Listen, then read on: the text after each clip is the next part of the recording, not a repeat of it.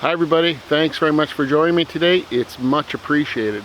So if you've been following the channel, you know that I have totally embraced the idea of portable power. I have portable power from several different companies. I enjoy using them all. They enhance my outdoor experience. If I have a means of conveyance, I'm going to bring a battery pack with me. So today I'd like to thank the people from LiTime for sending me this 50 amp hour battery. I've been using it for quite a while now in my RV, in my boat. I'm going to share my experiences with it. Let's get into it. So first of all, this is not going to be a highly technical review on this battery.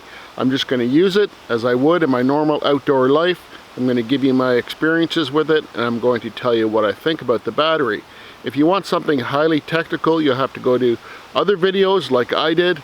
They have the proper electronic testing equipment to validate what LiTime says about this battery.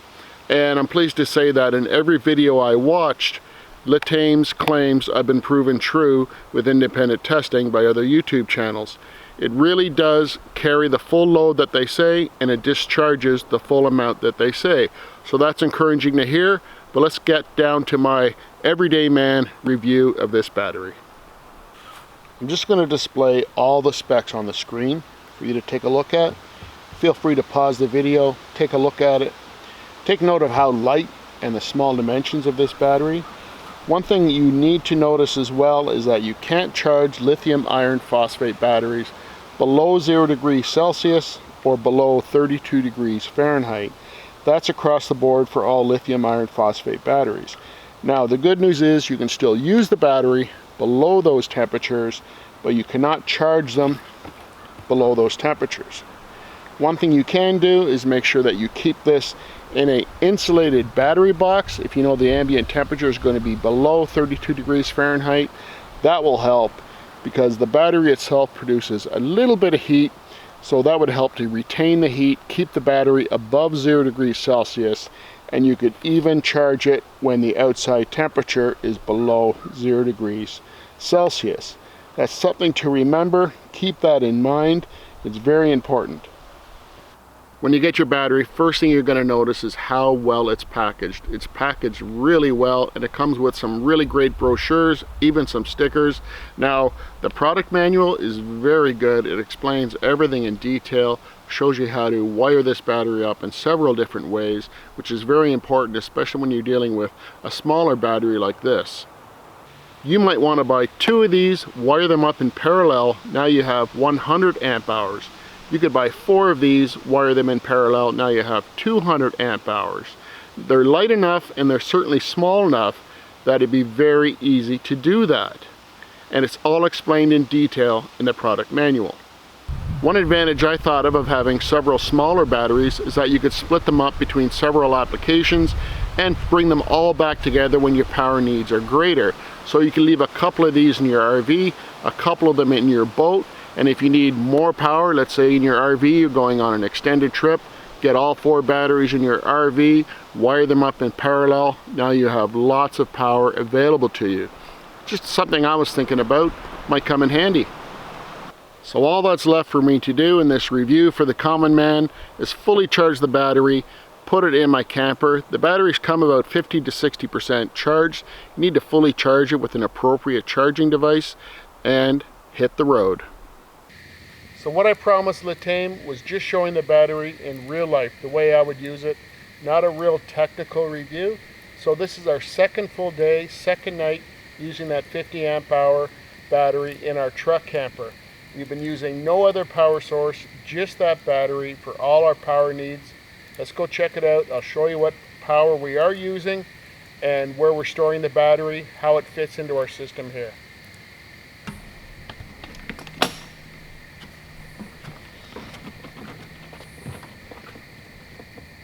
So our power needs are fairly modest in this camper.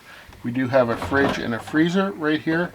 At the moment that's running on propane, but there is a fan that kicks on quite often to remove fumes from the interior of the camper, so it has to run the fan for the propane fridge. We have lighting, of course.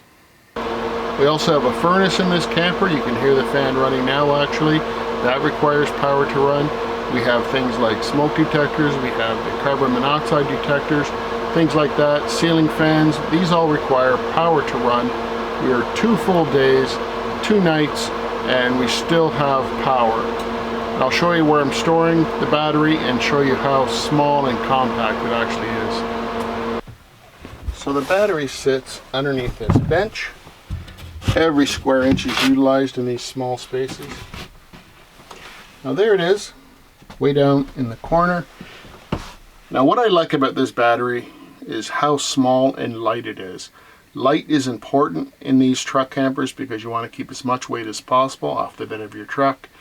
And the size means that I could easily add a second battery to this system, effectively doubling my power capacity. So far so good with this LiTime 50 amp hour battery. Loving it. It's really meeting our needs. So we're home now. It's been over 72 hours since I first installed the LiTime battery in my camper. Let's see how we made out. So the fridge is still operational. I'm not sure if you can hear that fan, but we've had that fan running for several hours since we got home just to air everything out. So there's apparently lots of juice left.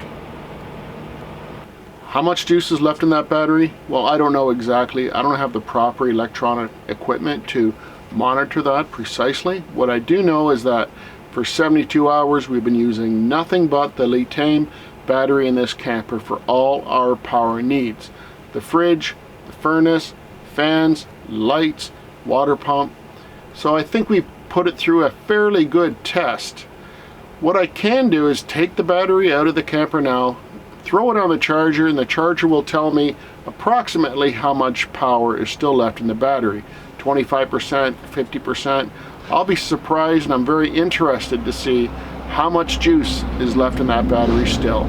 So let's do that now.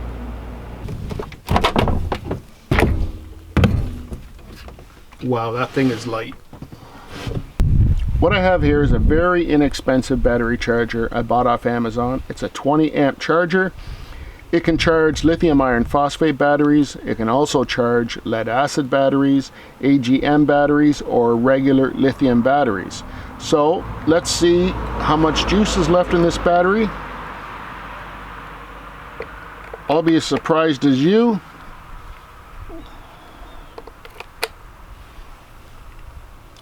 Starting up. It looks like about 20% of the charge was left in the battery, just going by this graph here.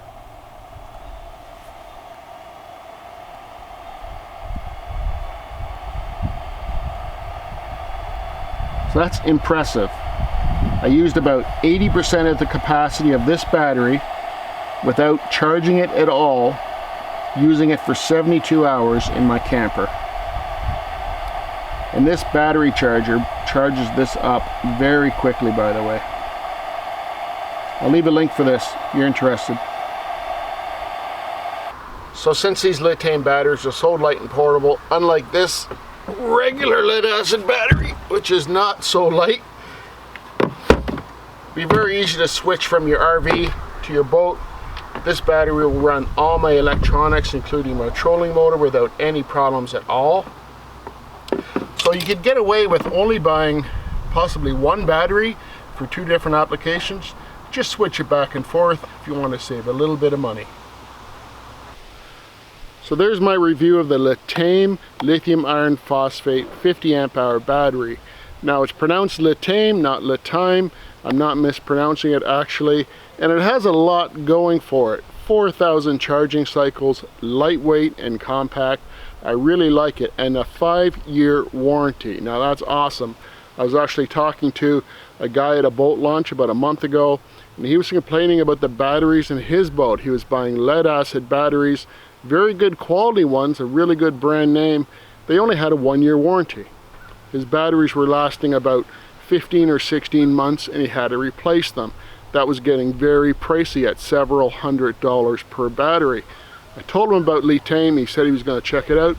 Maybe he will.